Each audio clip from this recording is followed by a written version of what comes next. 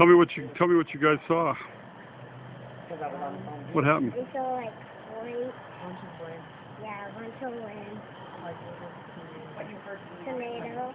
Talk up a little bit. It came from down the hill. Mhm.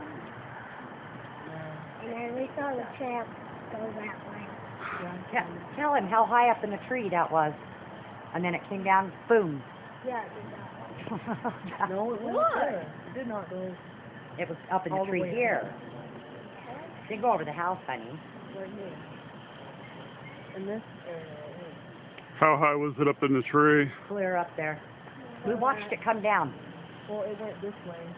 Curved a little bit. And then it hang in the air. And then all of a sudden, oh, What did you think when you saw that? It scared me. It scared me. What was the scariest part? Just the me. The tramp living in our mom. Yeah, my mom was out front. I didn't know where she was. So I had to I think the scariest part was it turned black.